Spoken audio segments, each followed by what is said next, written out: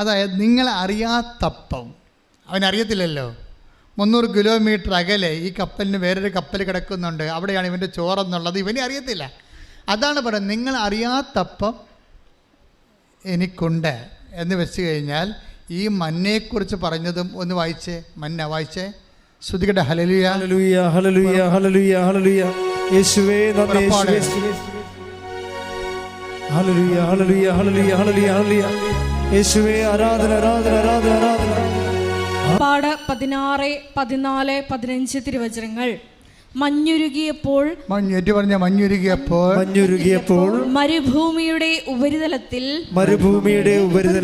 പൊടിമഞ്ഞ് പോലെ വെളുത്തുരുണ്ട് ലോലമായ ഒരു വസ്തു കാണപ്പെട്ടു.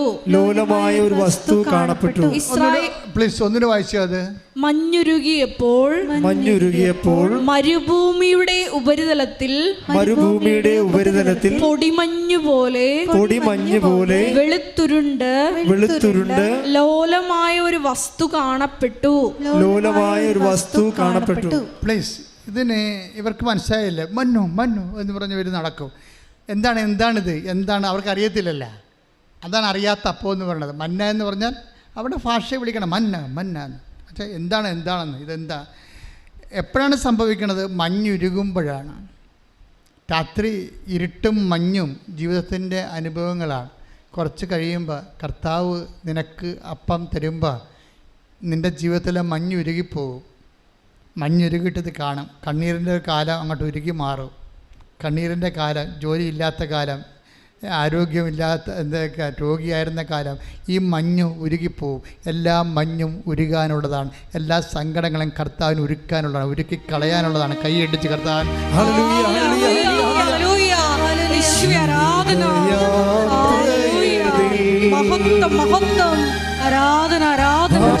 പരമദിവ്യകാരുണ്യത്തിന് ആരാധനയും സ്തുതിയും പുകഴ്ചയും ഉണ്ടായിരിക്കട്ടെ. ഓരോ വിഷമതകൾ വരുമ്പോഴും നീ പറയണം, ഞാൻ ഉടമ്പടി എടുത്തതാണ്. ഈ മഞ്ഞ് ഉരുകി മാറും. അപ്പോൾ കർത്താവ് എനിക്ക് വേണ്ടി വെച്ചിരിക്കുന്ന മന്ന, എൻ്റെ ആഹാരം ഞാൻ കണ്ടെത്തും. ഒന്ന് പറഞ്ഞേ, ഈ മഞ്ഞുരുകി മാറും. ഈ കർത്താവ് എനിക്ക് വേണ്ടി ഒരുക്കിയിരിക്കുന്ന അപ്പം ഞാൻ കണ്ടെത്തും. ശ്രുതികട്ടെ. ഹല്ലേലൂയ.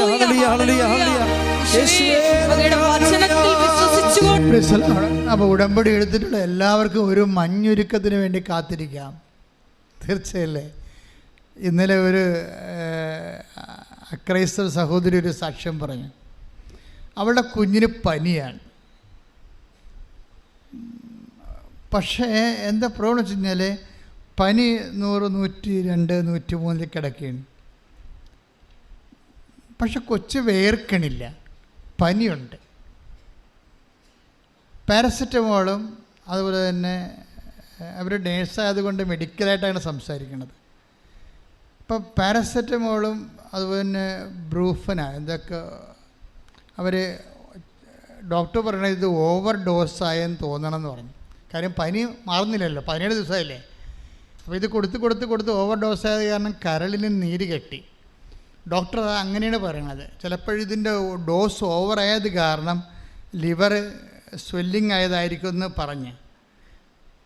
അതുകൊണ്ട് സ്വെല്ലിങ് ആയിക്കഴിഞ്ഞാൽ നിങ്ങൾക്കറിയാമല്ലോ, ലിവർ നീര് കെട്ടിക്കഴിഞ്ഞാൽ പിന്നെ പനി ഒരിക്കലും മാറത്തില്ല. എന്നിട്ട് ഇങ്ങനെ 17 ദിവസം മറ്റ് സ്കാനിങ് റിപ്പോർട്ടൊക്കെ എല്ലാം ഓക്കെയാണ്. പക്ഷേ ഇത് കറക്റ്റ് വെച്ച് കഴിഞ്ഞാൽ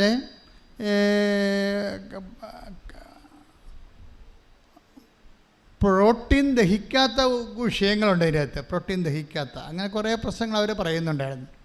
അതിൻ്റെ എൻസൈം, അതിൻ്റെ ഇല്ലായ്മ, അത് കാരണം എൻസൈം ഇല്ലാത്തത് കൊണ്ട് അവർക്ക് എക്സ്ട്രാ എൻസൈം കൊടുക്കുന്നത്, ഇങ്ങനെ കുറേ സാക്ഷ്യങ്ങളൊക്കെ ഇന്നലെ നല്ലൊരു ദിവസമായിരുന്നു. ഇന്നലെ മെനയെന്ന് സാക്ഷ്യത്തിൻ്റെ. പക്ഷേ ഈ 17 ദിവസം പനി മാറാത്ത കുഞ്ഞിനെ സംബന്ധിച്ചിടത്തോളം അവന് ഉടമ്പടി എടുത്ത്, ആദ്യം അവർ ഓൺലൈൻ ഉടമ്പടിക്ക് എടുത്തത്. ഓൺലൈൻ ഉടമ്പടി എന്ന് വെച്ച് കഴിഞ്ഞാൽ അന്തർദേശീയ ആൾക്കാർക്ക് ഇവിടെ വന്ന് ഹൈ എമർജൻസി വന്ന് ഇവിടെ എത്താൻ പറ്റിയില്ലെങ്കിൽ ചെയ്യാൻ പറ്റുന്ന കാര്യങ്ങളാണ്. അമ്മ അത് ഹോണർ ചെയ്യുന്നുണ്ട് ശരിക്കും. പക്ഷേ ഇവർക്ക് ഇവിടെ എത്താൻ പറ്റുന്ന സമയത്ത് വന്ന് ഉടമ്പടി എടുത്തോളാമെന്ന് അമ്മയോട് പറഞ്ഞ് ഇവർ കൂട്ടുകാരത്തിൻ്റെ ഉടമ്പടി തൈലം വാങ്ങിച്ച് ആ കൂട്ടുകാരത്തിൽ കൊണ്ട് കൊടുത്തിട്ട് അത് കുഞ്ഞിനെ പെരട്ടും. കുഞ്ഞിനെ പെരട്ടി കഴിയുമ്പോൾ 17 ദിവസമായിട്ട് കുഞ്ഞ് പനിച്ച് കിടക്കുകയാണ്, വേർത്തിട്ടില്ല. ഇത് പെരട്ടി 1/2 മണിക്കൂർ കഴിഞ്ഞപ്പോൾ തന്നെ കാര്യം സത്യം പറഞ്ഞാൽ കുഞ്ഞിൻ്റെ കൂടെ കിടന്ന് ഉറങ്ങിപ്പോയെങ്കിൽ 1 മണിക്കൂർ കഴിഞ്ഞപ്പോൾ അമ്മയ്ക്കൊരു ഉണർച്ച വന്ന്. ഉണർക്ക വെച്ചാൽ ഇങ്ങനെ ഈ പനിയോട് അമ്മയ്ക്ക് മാനസികമായിട്ട് ഐക്യപ്പെട്ടെന്ന് തോന്നണം, ഇത് മാറത്തില്ല എന്നുള്ള ഒരു മാനസികാവസ്ഥയെ. കാര്യം എപ്പോഴും കൈവച്ച് നോക്കുകയാണല്ലോ. അപ്പോൾ ഒരിക്കലും 17 ദിവസമായിട്ട് ഇങ്ങനെ കൈവച്ച് നോക്കിയിട്ട് ഇന്ന് വരെ പനി മാറിയിട്ടില്ല, എപ്പോഴും ചൂടാണ്. അപ്പോൾ അതുകൊണ്ട് ആ ഒരു സംഭവം തന്നെ അമ്മ ഈ കൈവച്ച് നോക്കണ ഏർപ്പാട് നിർത്തി. അവർ കിടന്ന് കൊച്ചിൻ്റെ കൂടെ ഉറങ്ങുകയാണ്. പക്ഷെ 1 മണിക്കൂർ കഴിഞ്ഞപ്പോൾ അവർക്ക് ഉണർച്ച വന്നപ്പോൾ അയ്യോ ഉടമ്പടി തൈലം തേച്ചതാണല്ല, ഒന്ന് നോക്കിയേക്കാന്ന് വെച്ചപ്പോൾ കൊച്ചു വെട്ടി വേർതിരിക്കണം. അതായത് അമ്മ ഇത് രണ്ടും കൽപ്പിച്ചിറങ്ങിയിരിക്കുകയാണ്. സത്യമായിട്ടും ഇത് കൃപാസന അമ്മ മാതാവിൻ്റെ പ്രത്യക്ഷീകരണത്തിൻ്റെ സാക്ഷ്യങ്ങളാണ് കേട്ടുകൊണ്ടിരിക്കുന്നത്. അമ്മയുടെ പ്രത്യക്ഷീകരണം സഭ ഏറ്റെടുക്കുന്നവരെ സാക്ഷ്യത്തിന് ഒരു പഞ്ഞുമില്ല, അത് എടുക്കണവരെ സമം പോകും. അതെന്താ അങ്ങനെ പറയാൻ കാരണം എന്താ പറയുക? കഴിഞ്ഞ ദിവസം ഒരു കോളേജ് പ്രൊഫസർ, മെനയെന്നൊരു കോളേജ് പ്രൊഫസർ, ചെറുപ്പക്കാരൻ ചുള്ളൻ, ഇവിടെ വന്ന് ഒരു സാക്ഷ്യം പറഞ്ഞു. എനിക്ക് ഭയങ്കര ഇഷ്ടപ്പെട്ടായിരുന്നു സാക്ഷ്യം എന്ന് വെച്ചാൽ അങ്ങേര് അമ്മയോട് പറഞ്ഞു, അമ്മേ കല്യാണം കഴിച്ചിട്ടില്ല, പണിയില്ല. നോക്കി ഉള്ളതുപോലെ പറയണം, ദൈവത്തോടൊക്കെ പറയണത് അങ്ങനെയാണ്, നമ്മുടെ സ്വന്തം പോലെ പറയണം. അതൊരു ദൈവസ്നേഹമാണ്, അതൊരു വിശ്വാസമാണ്. അല്ലാതെ നമ്മൾ ദൈവത്തോട് പറയുന്നത് സാങ്കേതികമായിട്ടൊന്നും പറയാം. അമ്മേ കല്യാണം കഴിച്ചിട്ടില്ല, പെണ്ണ് കിട്ടത്തില്ല ജോലിയില്ലെങ്കിൽ, അതാണ് പ്രശ്നം. ഉള്ളതുപോലെ. അപ്പോൾ ഉടനെ അവൻ ഉടമ്പടി എടുത്ത് ഇവിടെ നിൽക്കണ സമയത്ത് തന്നെ അവൻ്റെ മൊബൈലിൽ അമ്മ ഒരു ലിങ്ക് ഇട്ട് കൊടുത്തു. കോളേജിലേക്ക് ഇൻ്റർവ്യൂ വിളിച്ചേക്കാൻ ഉടനെ ഇവിടം തന്നെ നേരെ കോളേജ് ഇൻ്റർവ്യൂവിന് പോയി. ആ കളമശ്ശേരി സെൻറ്റ് പോൾസിൽ ചെന്നപ്പോൾ അവനെടുത്ത് അവിടെ പ്രൊഫസറുടെ എടുത്ത് ബിബോക്കിൽ പ്രൊഫസറായിട്ട് എടുത്ത് അതൊരു പുതിയ കോഴ്സാണ്. അപ്പോൾ മാനേജർ പറഞ്ഞ് 8000 രൂപയെ കിട്ടത്തുള്ളൂ കേട്ടോ, ഇതൊരു പുതിയ കോഴ്സാണ്, ഇത് സ്വയാശ്രയം മോഡലിൽ ചെയ്യുന്നതാണ്, കുട്ടികളിൽ നിന്ന് പിരിച്ചു വേണ്ടി നിങ്ങൾക്ക് കാശ് തരാമെന്ന് പറഞ്ഞു. അപ്പോൾ ആ ജോലിക്ക് കയറി. ഏതായാലും ജോലി കിട്ടിയ കയറണമല്ല, അവരുടെ മര്യാദയല്ലേ, ദൈവം തന്നതല്ലേ, ഇവിടെ വെച്ച് അമ്മയുടെ മണ്ണി വെച്ച് വന്ന വിളിയല്ലേ, അപ്പം അമ്മ കൊടുത്തായിരിക്കുമല്ല. അപ്പോൾ അതിൻ്റെ അകത്ത് 8000 രൂപ അവന് പ്രശ്നമില്ല. എന്നിട്ട് അമ്മയുടെ പുറത്തിറങ്ങിയോ പറഞ്ഞ് ഞാൻ അമ്മ 1 കൊല്ലം നിൽക്കത്തുള്ളൂ കേട്ടാ, അതാണ് ഞാൻ 1 കൊല്ലം, എനിക്ക് 1 കൊല്ലം 8000 രൂപ അമ്മ തന്ന ജോലി ആയതുകൊണ്ട് കയറണം, എനിക്കൊരു 40 രൂപയെങ്കിലും തരണം, അല്ലെങ്കിൽ എനിക്ക് ജോലി മുന്നോട്ട് കൊണ്ടുപോകാൻ പറ്റുകയില്ല. ഒരു 2 ആഴ്ച കഴിഞ്ഞപ്പോൾ മാനേജർ വിളിച്ച് ഈ ബിബോക്കുകാരെല്ലാവരെയും വിളിച്ച് പറഞ്ഞ് ഒരു എമൗണ്ട്, ഒരു ബൾക്ക് എമൗണ്ട് കേന്ദ്രത്തിൽ നിന്ന് കേന്ദ്ര ഗവൺമെൻറ് നമുക്ക് തന്നിട്ടുണ്ട്, അതുകൊണ്ട് നിങ്ങളുടെ ശമ്പളം കൂട്ടുകയാണ് 43,000 രൂപയെന്ന്. എന്നെ നമ്മൾ എവിടെ ജീവിക്കണത് പോലും അറിയാൻ പറ്റില്ല. അതായത് ഒരു വ്യക്തിയുടെ സ്വകാര്യ വിഷയങ്ങൾ അതിൻ്റെ മുഴുവൻ വെയിറ്റിങ്ങിനെ തൂക്കിയെടുത്തിട്ട് ആനുപാതികമായിട്ടാണ് ഹെൽപ്പ് ചെയ്യണത്. ആ പ്രൊഫസർ അമ്മയുമായിട്ട് വളരെ കമ്പനിയാണ്, ഭയങ്കര അടുപ്പമാണ്. അപ്പോൾ രാത്രി കിടന്നപ്പോൾ ഒരു സ്വപ്നം കണ്ട്. സ്വപ്നം ഇതാണ്, കൃപാസന മാതാവിൻ്റെ യഥാർത്ഥ കൃപാസന, ഇത് വിമലഹൃദയമാണ്. സഭ കൃപാസന മാതാവ് എന്ന് പറയുന്നത് ക്ലോക്കാണ്. ഇവിടെ പ്രത്യക്ഷപ്പെട്ടത് സമയഘടികാരം നെഞ്ചിൽ ചാർത്തിയ ക്ലോക്ക്, അത് സഭ അംഗീകരിക്കാനാണ് ഈ പ്രത്യക്ഷീകരണ പ്രാർത്ഥന നമ്മൾ ചൊല്ലണത്. അംഗീകരിക്കണ വരെ നമ്മൾ ചെല്ലുകയും അതുവരെ അമ്മ അടയാളം കാണിച്ചുകൊണ്ടേയിരിക്കും. അപ്പോൾ അതാണ്. അപ്പോൾ ഈ പ്രൊഫസർ കിടന്നുറങ്ങിയപ്പോൾ വത്തിക്കാൻ്റെ പ്രധാന അൾത്താരയിൽ മുകളിൽ സമയഘടികാരം നെഞ്ചി ചാർത്തിയ കൃപാസന മാതാവ്, താഴെ മാർപ്പാപ്പ നിന്ന് കുർബാന അർപ്പിക്കുന്നത്. ഇത് ഒരു രാത്രിയിൽ ആ മനുഷ്യൻ കണ്ടൊരു സ്വപ്നമാണിത്. നമ്മൾ സ്വപ്നം കാണത്തില്ലേ? ഇപ്പോൾ കഴിഞ്ഞ ദിവസം ഒരു സ്വപ്നം, ഭർത്താവും ഭാര്യയും ഒരേ സ്വപ്നം കണ്ടിരിക്കുകയാണ്. അതെങ്ങനെയാണ് സാധിക്കണത്? ഭർത്താവും കിടന്നുറങ്ങണം, ഭാര്യയും കിടന്നുറങ്ങണം, ഇവർ രണ്ടുപേരും ഒരേ സ്വപ്നം കണ്ടിരിക്കണം. അപ്പോൾ ഇതിങ്ങനെ പാരലായിട്ട് ഇൻ്റർനെറ്റ് കണക്ഷൻ വെച്ചിരിക്കുകയാണ് ഇപ്പോൾ സ്വപ്നത്തിന്. നമുക്കിതൊന്നും വിശദീകരിക്കാൻ പറ്റണില്ല. ആ സാക്ഷി നിങ്ങളൊന്നും കേട്ടേ, ഭർത്താവും ഭാര്യയും ഒരേ ദിവസം ഒരേ രാത്രി ഒരേ സമയം ഒരേ സ്വപ്നം കണ്ടിരിക്കണം. ഇതെന്ന് വെച്ച് കഴിഞ്ഞാൽ നമ്മുടെ കയ്യിൽ നിന്ന് അങ്ങോട്ട് വിട്ടുപോവുകയാണ്. ദൈവം കൽപ്പിച്ചു കൂട്ടി ഇറങ്ങി തൻ്റെ ജനങ്ങളുടെ കണ്ണുനീരൊപ്പുന്ന അതിശാസ്ത്രീയമായ ഒരു കാലം. ശ്രദ്ധിക്കട്ടെ. ഹല്ലേലൂയ. ഹല്ലേലൂയ, ഹല്ലേലൂയ, ഹല്ലേലൂയ. യേശുവേ, ഞങ്ങൾ ചോദിക്കുന്നതും ആഗ്രഹിക്കുന്നതിലും കൂടുതൽ ചെയ്തു തരാൻ കഴിയുന്ന എല്ലാം നിൻ്റെ സ്വപ്നങ്ങളും നിൻ്റെ ആവശ്യങ്ങളും എല്ലാം ദൈവത്തിൻ്റെ കയ്യിലുണ്ട്. മഞ്ഞുരുകുമ്പോൾ മഞ്ഞ കാണാം. അതാണ് ഇന്നത്തെ ഏറ്റവും വലിയ വെളിപാട്, അല്ലേ? അതിപ്പോൾ ഈശോ തന്നതാണ്. മഞ്ഞുരുകുമ്പോൾ നിൻ്റെ മഞ്ഞ് ഞാൻ ഒരുക്കും, അപ്പോൾ നീ മഞ്ഞ കാണും. അതാണ് കോളേജ് പ്രൊഫസർ സംഭവിച്ചത്. ഈ മഞ്ഞയാണ് കലശത്തിലെ കൃപാസനത്തിൻ്റെ ഉള്ളിലിരിക്കുന്നത്. എന്നുവെച്ചാൽ നിൻ്റെ ജീവിതത്തിൻ്റെ സ്വപ്നം കർത്താവ് വാഗ്ദാന പേടകത്തിൻ്റെ ഒരു പ്രൊവിഷനാക്കി, സാധ്യതയാക്കി മാറ്റിയിരിക്കുന്നു. കൈയടിച്ച് കർത്താവിനെ ഹല്ലേലൂയ, ഹല്ലേലൂയ, ഹല്ലേലൂയ. മഹത്വം, മഹത്വം, ആരാധന, ആരാധന. ഇനി രണ്ടാമത് സംഭവം ഉടമ്പടി പ്രകാരം വാഗ്ദാന പേടകത്തിലുണ്ട്. അതെന്താണെന്ന് നോക്കാം. അതെന്താണ്? അത് ഹെബ്രായർ 9:14 എടുത്ത് ശ്രദ്ധിക്കട്ടെ. ഹല്ലേലൂയ, ഹല്ലേലൂയ, ഹല്ലേലൂയ, ഹല്ലേലൂയ, ഹല്ലേലൂയ. മന്ന വെച്ചിരുന്ന സ്വർണ്ണ കലശവും അഹ്റോന്റെ തളിർത്ത വടിയും. രണ്ടാമത്തെ സംഭവം എന്താണ്? അഹ്റോന്റെ തളർത്ത വടി. അതെന്താ സംഭവിച്ചത്? അഹ്റോന്റെ തളർത്ത വടിയുടെ ഓൾഡ് ടെസ്റ്റമെന്റ് റെഫറൻസ് എടുത്ത് അഹ്റോന്റെ വടി എങ്ങനെയാണ് തളർത്തതെന്ന് കാണാം. ശ്രദ്ധിക്കട്ടെ. ഹല്ലേലൂയ, ഹല്ലേലൂയ, ഹല്ലേലൂയ. യേശുവേ നന്ദി. ഹല്ലേലൂയ, ഹല്ലേലൂയ, ഹല്ലേലൂയ. യേശുവേ ആരാധന, ആരാധന, ആരാധന, ആരാധന.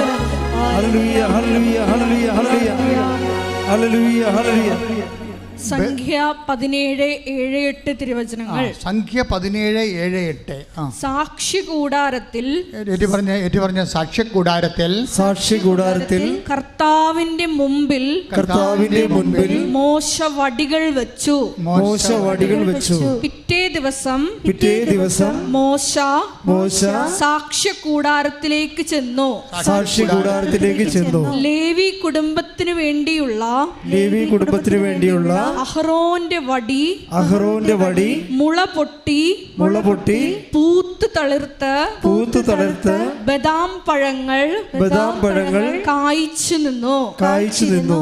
അഹ്റോന്റെ പൗരോഹിത്യത്തെ കുറിച്ച് സംശയം വന്നപ്പോഴേ മോസസിന്റെ ഭാര്യ കലാപക്കുഴ ഉയർത്തി, അഹ്റോൻ പുരോഹിതനല്ല, അയാളുടെ പോലെ കഴിവ് എനിക്കുണ്ട് എന്നും പറഞ്ഞുകൊണ്ട് അപ്പോൾ വനിതാ പൗരോഹിത്യത്തിന് വേണ്ടി മോസസിന്റെ ഭാര്യ കലാപക്കുഴ ഉയർത്തി.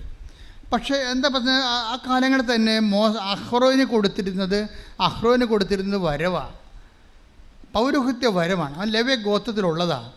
അപ്പോൾ ആ വരം ദൈവം തിരിച്ചെടുത്തില്ല. അപ്പോൾ മോസസ് വൈഫിനെ തള്ളിക്കളയരുത്, കാര്യം കുടുംബകലഹം ഉണ്ടാവും, അല്ലേ? അമ്മായിയപ്പൻ ജത്രോയൊക്കെ കാല് വാരുകയാണെങ്കിൽ പിന്നെ പണിയായിരിക്കും. അപ്പോൾ അമ്മായിയപ്പനും ഒപ്പിക്കണം, വൈഫിനും ഒപ്പിക്കണം, മാനുഷികമായ കുറേ ഒപ്പിക്കലിന് വന്നപ്പോൾ മോസസ് ഉപ്പുപ്പം കടത്തിലായി. അയാൾ പറഞ്ഞു, ഞാനായിട്ട് മറുപടി പറഞ്ഞില്ല, അല്ലേ? ഞാൻ പറഞ്ഞ വാപ്പ ഉമ്മനെ തല്ലും, അല്ലെങ്കിൽ പട്ടി കളച്ച ദിനമെന്ന് പറഞ്ഞാൽ ഉപ്പുപ്പം കളത്തിലായി. അപ്പോൾ മോശത്ത് പറഞ്ഞു, ഒരു ശരി, കർത്താവ് തീരുമാനിക്കട്ടെ. അല്ലെങ്കിൽ വേറെ എന്തിനാണ് അമ്മായിയപ്പൻ്റെ കൈ മേടിക്കണത്? വേറെ എന്തിനാണ് വൈഫിൻ്റെ വായിരിക്കണ കേൾക്കണത്? അതുകൊണ്ട് മോശത്ത് പറഞ്ഞു, കർത്താവേ ഈ വിഷയത്തിൽ ഇടപെടണം, ഇതെൻ്റെ കുടുംബ പ്രശ്നമാണ്. കാര്യം എൻ്റെ വൈഫ് മുറ്റാണ്, എനിക്കിതിനകത്തൊന്നും ചെയ്യാൻ പറ്റത്തില്ല. അഹ്റോന് പൗരോഹിത്യം നീയല്ലേ കൊടുത്തത്, അപ്പോൾ നീയാണ് കൊടുത്തതെങ്കിൽ നീ അത് തെളിയിക്കണമെന്ന് പറയും. അപ്പോൾ സാക്ഷി കൂടാരത്തേക്ക് വിളിച്ചിട്ട് പറയും, മോശം പറഞ്ഞു, നീ കുറേ കരിഞ്ഞ വടിയെ കണ്ട് വെക്കാൻ പറഞ്ഞു. അപ്പോൾ ഉണങ്ങിയ വടിയൊക്കെ പെറുക്കി കൊണ്ടുവന്ന് 12 വടി വെച്ച്, എന്നിട്ട് രാവിലെ ഏത് വടിയാണ് തളർക്കണത് അതാണ് കർത്താവിൻ്റെ അടയാളം എന്ന് പറഞ്ഞപ്പോൾ അഹ്റോൻ്റെ ആ ഉണക്ക വടി കർത്താവ് തൊട്ട്, അത് പൂത്ത് ബദാം കായ്ച്ച് കിടന്ന്. കൈയിടിച്ച് കർത്താവ്. അപ്പോൾ ഈ അഹ്റോൻ്റെ ഉണങ്ങിയ കമ്പ് പല ഉടമ്പടി എടുക്കുമ്പോൾ സംഭവിക്കുന്ന പ്രതിഭാസം അതാണ്. പല ആൾക്കാരും ഉണങ്ങിയ കമ്പ് ബദാം കായ്ക്കും. അതാണ് ഈ പച്ചത്തിരി എന്ന് പറയണത്. ഞാൻ ഉടമ്പടി പുസ്തകം എഴുതിക്കൊണ്ടിരിക്കുന്ന സമയത്ത് പച്ച എന്ന് പറയുന്നുണ്ടായിരുന്നു. ഞാൻ തൈക്കാട്ടുശ്ശേരി ഇരുന്നാണ് ഉടമ്പടി പുസ്തകം എഴുതിയത്, ആദ്യത്തെ ഉടമ്പടി പുസ്തകം എഴുതുന്നത്. അപ്പോഴമ്മ ഈ പച്ച എന്ന് പറയുന്നുണ്ട്, തിരി പച്ച. അയ്യോ, എനിക്ക് എൻ്റെ ബിഷപ്പിനോട് അത് എക്സ്പ്ലെയിൻ ചെയ്യാൻ ഭയങ്കര പാടായിരുന്നു. അതിൻ്റെ ഇംപ്ലിക്കേഷൻസ് ഒന്നും എനിക്ക് കിട്ടുന്നില്ലായിരുന്നു ഇതുപോലെ. അപ്പോൾ പിതാവ് പറഞ്ഞ്, ഇങ്ങനെ പച്ച നീരൊക്കെ വെക്കേണ്ട കാര്യമുണ്ട്, വെള്ളത്തിരി കത്തിച്ചാൽ പോരെ. അപ്പോൾ ഞാൻ പറഞ്ഞു, വെള്ളത്തിരി പ്രാർത്ഥനയ്ക്ക് ആൾക്കാർ കത്തിക്കുന്നുണ്ടല്ലോ, ഉടമ്പടി തിരിവായിട്ട് അത് എങ്ങനെ തിരിച്ചെടുക്കാൻ പറ്റും? അപ്പോൾ അതും ഇതും തമ്മിൽ എന്താ വ്യത്യാസം? ഇതിന് ഉടമ്പടിയുടെ ഇംപ്ലിക്കേഷൻസാണ് ഉള്ളതെന്ന് പിതാവിനോട് ഞാൻ പറഞ്ഞു. പിതാവ് അപ്പം ഏറെക്കുറെ എന്നെ ഒരിക്കലും അറസ്റ്റ് ചെയ്തിട്ടില്ല പിതാവ്. അപ്പോൾ അത് പിതാവ് കണ്ടിന്യൂ എന്ന് പറഞ്ഞ രീതിയിൽ. അപ്പോഴെന്താ സംഭവിച്ചത്? പച്ച എന്ന് പറഞ്ഞാൽ എന്താണ്? ഉടമ്പടിയുടെ ഒരു വാഗ്ദാനത്തിൻ്റെ കളറാണ്. വാഗ്ദാനത്തിൻ്റെ കളറാണ് പച്ച. ഈ കരിഞ്ഞ് കിടന്നിരിക്കുന്നത് നിങ്ങൾക്കറിയാമല്ലോ. ഒരു സാക്ഷി നിങ്ങൾ കേട്ടത് എന്താണ്? IVF. കഴിഞ്ഞ ആഴ്ചയിൽ ഞാൻ പറഞ്ഞു, IUF ആദ്യം എടുത്ത് കൊച്ചുങ്ങളെ ഉണ്ടാകണില്ല. പിന്നെ IVF എടുത്തു, കൊച്ചുങ്ങളുണ്ടാവണില്ല. പിന്നെ ഈ ശാസ്ത്രത്തിൽ എന്താ മാർഗം? ഒരു മാർഗവുമില്ല. പിന്നെ എന്താ മാർഗം? ഉടമ്പടി എടുത്തപ്പോൾ കുട്ടികളുണ്ടായി. അതെന്താണ്? ഉണക്കക്കമ്പ് ബദാം പോലെ കായ്ച്ചു കൈയിടിച്ച് കർത്താവിലല്ലേ. അപ്പം ഉണക്കക്കമ്പെന്ന് പറഞ്ഞാൽ അതാണ്. ഒരു ശാസ്ത്രത്തിന് പ്രത്യാശ പോയി അവിടെ. അത് ബേസിക്കായിട്ട് അത് ഉണങ്ങിയിരിക്കുകയാണ്. പക്ഷെ കർത്താവ് തൊട്ട് കഴിഞ്ഞാൽ കർത്താവ് എന്താ പറഞ്ഞത്? ഈ കല്ലിൽ നിന്ന് take the bed of God. ഈ കല്ലിൽ നിന്ന് അതൊരു എബ്രാഹത്തിൻ്റെ സന്ധി ജനിപ്പിക്കുവാൻ ദൈവത്തിന് കഴിയും. കൈയടിച്ച് കർത്താവിന്റെ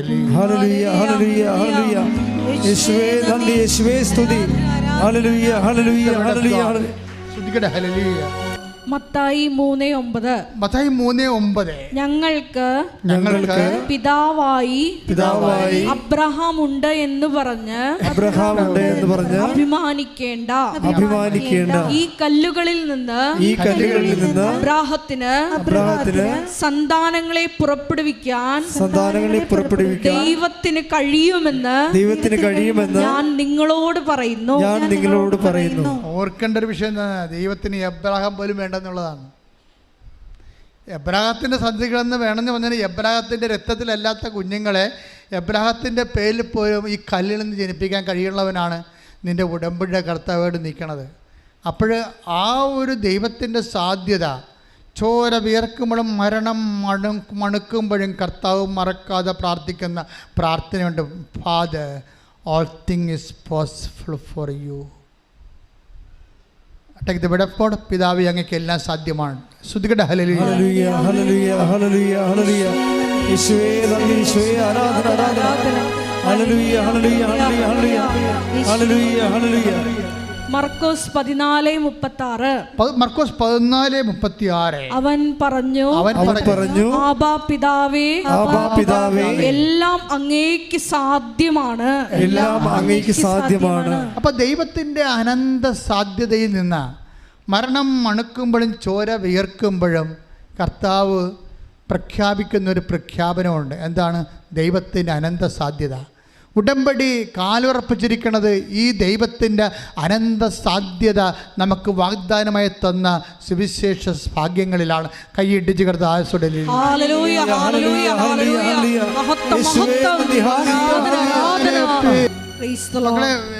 come to the point.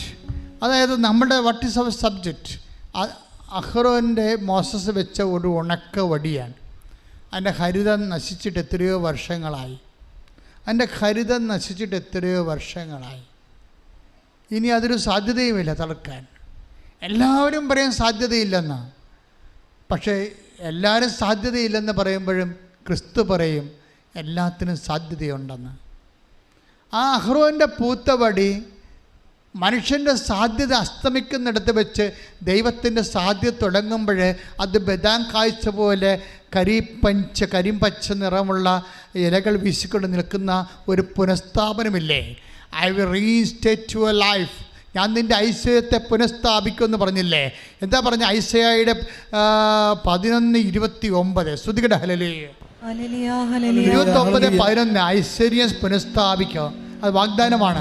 ഐശയ്യ 29:11. Hallelujah, ഹല്ലേലൂയ, ഹല്ലേലൂയ, മഹത്വം. യേശുവേ നന്ദി, യേശുവേ സ്തുതി. ഹല്ലേലൂയ, ഹല്ലേലൂയ, ഹല്ലേലൂയ, ഹല്ലേലൂയ, ഹല്ലേലൂയ. യേശുവേ ആരാധന, ആരാധന, ആരാധന. ഹല്ലേലൂയ, ഹല്ലേലൂയ, ഹല്ലേലൂയ. യേശുവേ സ്തുതി. ഹല്ലേലൂയ, ഹല്ലേലൂയ, ഹല്ലേലൂയ. ജെറമിയ 29:14. നിങ്ങൾ എന്നെ കണ്ടെത്താൻ ഞാൻ ഇടയാക്കുമെന്ന് കർത്താവ് അരുളിച്ചെയ്യുന്നു. നിങ്ങൾ എന്നെ കണ്ടെത്താൻ ഇടയാക്കുമെന്ന് ഞാൻ കർത്താവ് അരുളിച്ചെയ്യുന്നു. ഞാൻ നിങ്ങളുടെ ഐശ്വര്യം പുനഃസ്ഥാപിക്കും. ജെറമിയ 29:11. ഞാൻ നിങ്ങളുടെ എന്താ അത്? ആ വചനത്തിന്റെ പൗരവ് കണ്ടില്ലേ? എന്താണ്? ഒന്ന് വായിച്ചേ. നിങ്ങൾ എന്നെ കണ്ടെത്താൻ ഞാൻ ഇടയാക്കും. അപ്പോഴേ ദൈവമാണ് ഇടയാക്കണത് അല്ലേ? ആര്? ദൈവത്തെ കണ്ടെത്താൻ വേണ്ടി നമ്മളെ സഹായിക്കുമെന്നായി പറയണത്. ദൈവത്തെ കണ്ടെത്താൻ വേണ്ടി ദൈവം നമ്മളെ സഹായിക്കും. എന്നെ കണ്ടെത്താൻ ഞങ്ങൾ ഇടയാക്കും. എന്തിനാണ് കണ്ടെത്തണത്? ഞാൻ നിങ്ങളുടെ ഐശ്വര്യം പുനഃസ്ഥാപിക്കും. എന്ന് പറഞ്ഞേ, ഞാൻ നിങ്ങളുടെ ഐശ്വര്യം പുനഃസ്ഥാപിക്കും. അല്ലാതെ ദൈവത്തെ കണ്ടെത്തിയിട്ട് നിങ്ങളുടെ കണ്ണക്കുരുക്ക് നമുക്ക് കണ്ടു തരാനല്ലേ? ചിന്തിക്കണം. എന്നെ കണ്ടെത്താൻ ഞാൻ നിങ്ങളെ ഇടയാക്കും. എന്തിനാണ് ഇടയാക്കണത്? ഞാൻ നിങ്ങളുടെ ഐശ്വര്യം പുനഃസ്ഥാപിക്കും. അപ്പോൾ ദൈവം കൊടുത്ത ഐശ്വര്യമല്ലേ, നമ്മൾ കളഞ്ഞു കുളിച്ചതല്ലേ, അതല്ലേ? അപ്പം അതിന് കുറ്റബോധം വന്ന് ഇരിക്കേണ്ട കാര്യമില്ല. അത് പുനഃസ്ഥാപിക്കാനുള്ള സാധ്യതയുണ്ട്. ഇപ്പോൾ വെള്ളമടിച്ചതാണ്, അല്ലെങ്കിൽ നിങ്ങൾ തോന്നിവാസം ജീവിച്ചതാണ്, ദൈവം തന്ന ഐശ്വര്യം നിങ്ങൾക്ക് പോയെന്ന് വിചാരിച്ചോ? മനസ്സിലായില്ലേ? ഐശ്വര്യം എന്താണെന്ന്? ഐശ്വര്യം ആര് തന്നതാണ്? ദൈവം തന്നതല്ലേ? ഇപ്പം നമ്മൾ കെയർലെസ്സായിട്ട് ലൈഫിലൂടെ ഐശ്വര്യം പോകും ചിലപ്പോൾ. ഓരോ കാര്യത്തിലൊക്കെ ഇപ്പോൾ തന്നെ ചിലർ, ഇപ്പോൾ കഴിഞ്ഞ ദിവസം ഒരു ലേഡി ഇവിടെ സാക്ഷ്യം പറഞ്ഞത്, ഒരു മലേഷ്യൻ ലേഡി ഇംഗ്ലീഷിൽ പറഞ്ഞില്ലേ ഒരു സാക്ഷ്യം, മലേഷ്യൻ ഇംഗ്ലീഷിലൊരു സാക്ഷ്യം പറഞ്ഞു. അവരെന്നാ പറഞ്ഞത്? അവരെന്തോ ഈ സാത്താൻ്റെ വർഷിപ്പ് പുസ്തകങ്ങളൊക്കെ, പിന്നെ ഹാരി പോട്ടറിൻ്റെ പുസ്തകങ്ങളൊക്കെ വായിച്ച് തലക്ക് പിടിച്ച്. ഇപ്പോൾ ഒരച്ഛൻ പ്രസംഗിച്ചില്ലേ ഇന്നാളെ, നമ്മുടെ യൂട്യൂബിലുണ്ട്, അച്ഛൻ്റെ പേരൊക്കെ നിങ്ങൾക്ക് അറിയാം. അപ്പം അത് അദ്ദേഹത്തിൻ്റെ ഒരു കാലഘട്ടങ്ങളിൽ അദ്ദേഹം കാരണക്ക് ഗുണമില്ലാത്ത പുസ്തകങ്ങൾ വായിച്ച് ഭ്രാന്ത് പിടിച്ച് അവസാനം കർത്താവിനെ അറിഞ്ഞപ്പോൾ എല്ലാം കത്തിച്ച് കളഞ്ഞു. ഇതുപോലെ ഈ മലേഷ്യൻ ലേഡിക്ക് സംഭവിച്ചത് അതാണ്. അവരൊരു കാലത്ത് വഴിത്തിരിഞ്ഞ് പോയി ഹാരി പോട്ടറൊക്കെ വായിച്ച്, പിന്നെ വേറെ മാജിക്കും ഒക്കെ വായിച്ച് മാന്ത്രികമായ ലോകത്ത് നിന്ന് വിശ്വാസം പോയി. വിശ്വാസത്തിൻ്റെ അപകട മേഖലയെ ചരിക്കാതിരിക്കാൻ നമ്മളെപ്പോഴും ശ്രദ്ധിക്കണം. വിശ്വാസം കൈമുതല പിന്നെ ഭയങ്കര പാടാണ് തിരിച്ചു പിടിക്കാൻ. ഇപ്പം ഇവർ ക്രിസ്തുവിനെ അറിഞ്ഞു കഴിഞ്ഞപ്പോൾ അവരുടെ അമ്മ ഓൺലൈൻ ഉടമ്പടി എടുത്തത്, ഓൺലൈനോട് ലൈറ്റക്കാൻ്റെ പേര് ക്രിസ്തു അവിടെ അമ്മ ചെയ്യണത് ഈ മകളെ സമർപ്പിച്ചുകൊണ്ട്. പിന്നെ മകൾക്ക് ഈ പുസ്തകങ്ങളുടെ വിപ്രതിപത്തിയായിട്ട് അവൾ തിരിച്ച് ദൈവത്തിലേക്ക് വരുന്ന അട്ടിപ്പൊളി ഇംഗ്ലീഷ് സാക്ഷ്യം. ഇത് കഴിഞ്ഞ ദിവസം പറഞ്ഞ മലേഷ്യൻ ഗേള് അവർ പറഞ്ഞിരിക്കണ പേര് ഞാൻ പറഞ്ഞു പോകാനാണ്, സോറി, ഞാൻ ഓർത്തില്ല പേര്, അതാണ് ഇപ്പോൾ ആ സാക്ഷ്യം കയറുമെന്ന് ഞാൻ ഓർത്തില്ല. അപ്പോൾ എന്നെ സംഭവിച്ചു കഴിഞ്ഞാൽ അവിടെ ആ സാക്ഷ്യങ്ങളിൽ വരണ വിഷയം, ഒരു കാലത്ത് ദൈവം അവർക്ക് കൊടുത്ത ഐശ്വര്യമൊക്കെ അവരെ ഇതുപോലെയുള്ള അലവലാദ്യ സാത്താൻ പുസ്തകങ്ങളൊക്കെ വായിച്ചും. സാത്താൻ പുസ്തകം തന്നെ വായിക്കണമെന്ന് നിർബന്ധമില്ല. സാത്താൻ വർഷിപ്പുള്ള ആൾക്കാർ കൂട്ടുകാരായിട്ട് ഉണ്ടായാൽ മതി. സാത്താൻ വർഷിപ്പുള്ള ആൾക്കാർ കൂട്ടുകാരായിട്ട് ഉണ്ടായാൽ മതി. ക്രമേണ നിൻ്റെ വിശ്വാസം പോകും. കാരണം വിശ്വാസത്തിന് നല്ല വേലി കെട്ടണം. വിശ്വാസത്തിനൊരു കുഴപ്പമുണ്ട്, വിശ്വാസത്തിന് നല്ല വേലി കെട്ടണം. അതുകൊണ്ടാണ് ഈ വചനം വിതച്ച് കഴിഞ്ഞിട്ട് വേലി കെട്ടിയെന്ന് പറഞ്ഞിട്ടില്ലേ? ഇല്ലേ? കർത്താവ് പറഞ്ഞിട്ടില്ലേ? വചനം വിതച്ച് കഴിഞ്ഞിട്ട് അതിന് ചുറ്റും വേലി കെട്ടി. അപ്പോൾ വിശ്വാസത്തിന് എപ്പോഴും സംരക്ഷിക്കണമെങ്കിൽ നമ്മൾക്ക് അപകട മേഖലയിൽ നിന്ന് നമ്മൾ മാറണം. എപ്പോഴും സംസർഗത്തിൻ്റെ നമ്മുടെ കൂട്ടുകാരെ, നമ്മളോട് ഇടപഴകുന്നവർ, അതുപോലെ തന്നെ അവരിൽ നിന്നൊക്കെ അവർ സംസാരിച്ചാലും നമ്മൾ സംസാരിക്കാൻ നിൽക്കരുത്, ഇൻട്രാക്ഷൻ ഒന്നും പോകരുത്. കാര്യം വിശ്വാസം നിലനിർത്തുക, സംരക്ഷിക്കുക, അതിന് വില കൊടുക്കുകയൊക്കെ വിശ്വാസിയുടെ അവകാശവുമാണ്, ഉത്തരവാദിത്വമാണ്. പക്ഷെ അങ്ങനെ ഒരു വിഷയം വന്ന് ഐശ്വര്യം പോയി. പക്ഷെ ഇൻ കേസ് നിൻ്റെ ഒരു കൂട്ടുകെട്ടിലൂടെയോ അല്ലെങ്കിൽ നിൻ്റെ തന്നെ വഴിപിഴച്ച ജീവിത രീതി കൊണ്ടോ നിൻ്റെ ഐശ്വര്യം പോയാൽ എന്നേക്കുമായിട്ട് പോകുമെന്ന് ദൈവപൈതലെ നീ കരുതി വിഷമിക്കരുത്. കർത്താവ് എന്താ പറഞ്ഞത്? I will reinstate you in your own soil. എസക്കേലിൻ്റെ 36 take the word of God 37:14 ശ്രദ്ധിക്കട്ടെ. ഹല്ലേലൂയ ഹല്ലേലൂയ ഹല്ലേലൂയ ഹല്ലേലൂയ ഹല്ലേലൂയ യേശുവേ നന്ദി. ഹല്ലേലൂയ ഹല്ലേലൂയ ഹല്ലേലൂയ